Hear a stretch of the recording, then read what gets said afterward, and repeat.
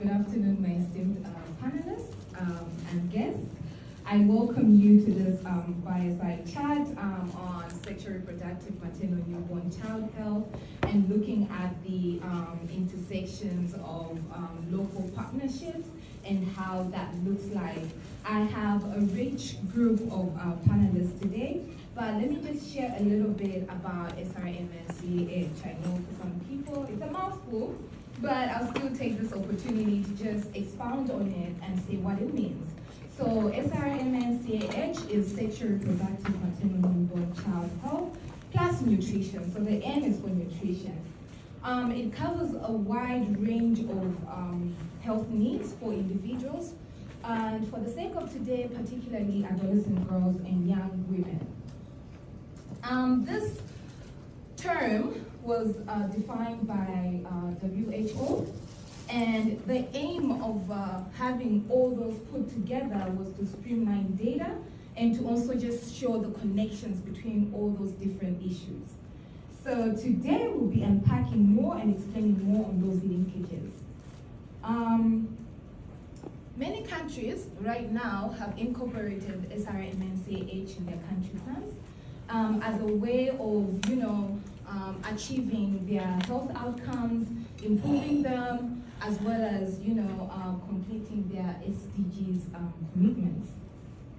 This event right here is going to be a place where we're going to share experiences, challenges, and successes. And it's not just going to be my panelists who will be sharing their experiences. There'll be a space where you're going to also come in, share those experiences and questions that you have.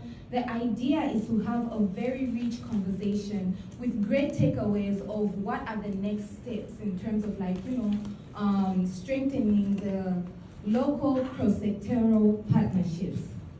So without further ado, because you didn't come here to hear me talk, I will go straight to introduce my panelists here today.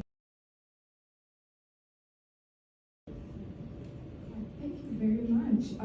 That was very, very informative, and I like how those responses have flowed. It's like a bottom-up approach where Olivia started with explaining the lived-in experiences of people in Indonesia, and they're talking about what needs to be done from the global level. And what I'm hearing more is listening to the people and also understanding that climate change cannot be dealt on its own.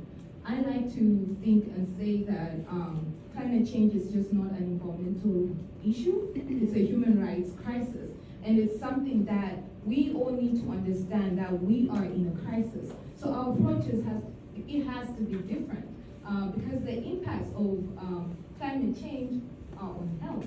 So you cannot manage to tackle each one of them individually, but these have to be managed holistically. So we're talking about maybe government climate change management policies, incorporating health and moving together in terms of how can this engine move along. So I heard of long view leadership. That was very, very key. It's very important because when we're talking to policymakers, most of them do not understand that climate change is happening now. And that is because most of the perpetrators, and again, I only say that here, they don't see the impact right there and then. This is a long-term impact. And we are the people who, we are living in with the people, we work with the people as CSOs, and we understand what's happening on the ground to say these are the impacts as a result of something that was done 10, 20 years ago, and we need to act and act now. So I think it's very important to amplify the stories, the lived-in experiences of people who have first-hand experienced this impact to policymakers. And I think I'm seeing a lot of work in terms of how CSOs play a critical role in making sure that those voices are really amplified and they are reflected in policies and they are reflected in the rooms and in conversations. Thank you very much. Now I'm going to move to Nabeeha, and then Olivia, you pick on the same question. So from your perspective, what are the biggest challenges in building and maintaining cross-sector partnerships between community organizations and governments of SRM and CAH plus nutrition? I think I'll just say SRHR for now. Yes. We all know what that is, right? So it's very mouthful. SRH, and how can we effectively overcome these challenges to ensure long-term impact? Over to you. Tackling SRHR issues from the rights resilience focus, we're hearing a lot of trust. We're hearing a lot of how do we remove the fragmentation.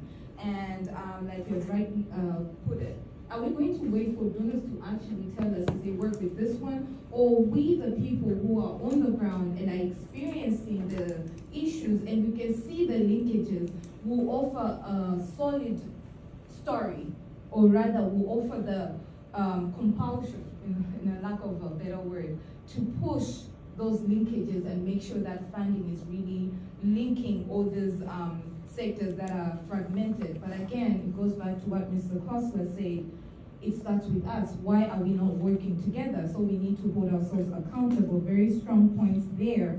Very, very strong points there. Now I'm going to thank you, all of you on my panel for the questions, and I'm not done yet with you guys.